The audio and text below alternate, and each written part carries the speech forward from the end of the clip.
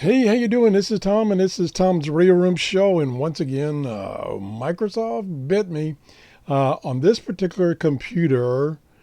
About 2.5 months ago, there was a Windows 10 upgrade, and now when I try to record, the what I'm recording comes out of the speakers, and it causes an echo effect. So this time, I thought I had a way to defeat the problem.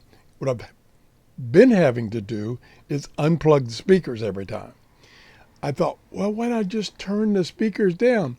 Would you believe when I turned the speakers down, the mic input volume went down? So the recording I did a couple of shows ago, the volume was like not there and everybody's upset. And I understand that. So I'm doing it the old way. Well, the old way, the last little patch is I unplug the speakers, I do the recording, and then I plug the speakers back in. Thank you, Windows. Okay. Anyway, the gist of that video was a way to find locations away from your house and away from noisy RF coming from your electronics, which I have a lot of electronics. And what I do, I use outside antennas and I use heavily shielded coax cable. That pretty much solved my problem for RF in the house. But there's still RF around me from the power lines, from my neighbor's house. And so sometimes when shortwave is very hard to receive because it's way down the noise level, I have to go off site. And what I do is I try to find a park that there's not too many houses right on the top of it, and the power lines are at least 150 feet away. So one thing I use to find those locations is Google Earth. And what prompted me to do this show was I got an email this morning that they have enhanced even further Google Earth. So what I do is I find my location. Let me back out a little bit here. Here I am in Florida, and I love this program. It's Google Earth. And then I zoom in to Clearwater. Where to go? And then my location is right about here. So I look around to see if I can find a park or something. Like here's one here. That one's pretty heavily populated. A lot of people go there. I know that one. But the one I use, okay, so where am I at? I'm right down here. So where I go, there's two places I go mainly, is up here. It's about 5 to 6 miles driving to get there. So I can zoom in there, and this is Hammock Park. I'll zoom in further. And pretty big park, lots of trees. And there's one area, I'll get to it here in a minute. Up here, it's open. And there's a couple of shelters, and then these are like benches right here and here. And so this is where I go. Let me zoom in a little more. So right in this area, it's clear of trees, and the houses are way over here, and the power lines are, I think, over here and over here someplace. So the power lines are pretty far away. So RF-wise, it's pretty quiet. So I take a telescopic fiberglass fishing pole, and I attach a long wire antenna to that. It's 13 feet long, and then there is some poles down in here somewhere. I don't think they'll show up here. There are some short poles down in here, and I take some bungee cord and I attach that fishing pole to that, and then I can get a long wire antenna about 13 feet in the air.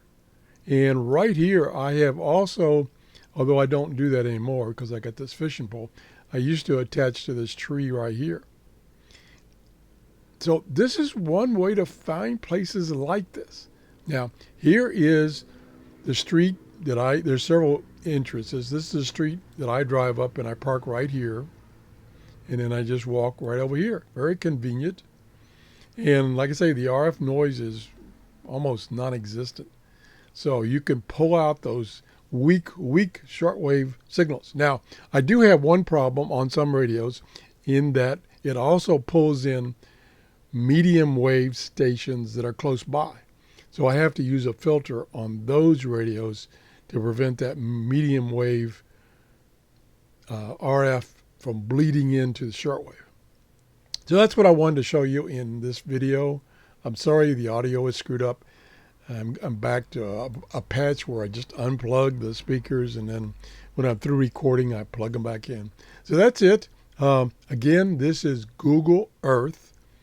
You can go to it, and then you can select wherever you live and look for places to go in a park or something and do your shortwave listening, because many of you have mentioned that you can't put up an outside antenna because of where you live. It's not allowed. So this is one way of getting around that. Because you really, like, for instance, if you have a radio that's got a big telescopic antenna, like my Grundig 750, it's got about a 3-foot telescopic antenna built in, but since the radio is in the room, it gets all this RF noise, so forget that. You can't use that. So that's what I do. Just a little tool that I use to find locations near me. Now, there's one other one that I use. See if I can find it real quick. See, this goes right. 19. No, it's not 19. Up right here. Oh, I think this is it right here. Nope, that's not it. Oh, that's Spectrum Field. That's the wrong direction. Okay, we'll get back over here. Where is that? There's a pretty big park, Crest Lake Park. That's another one. That's pretty popular too, so there's quite a few people that come there. But there's another one down here someplace. And oh, is this it? I think this is it. Yeah, this is a huge park right there. You can see there's a lot of bare spots that you can go. I've shot, what the heck does that mean?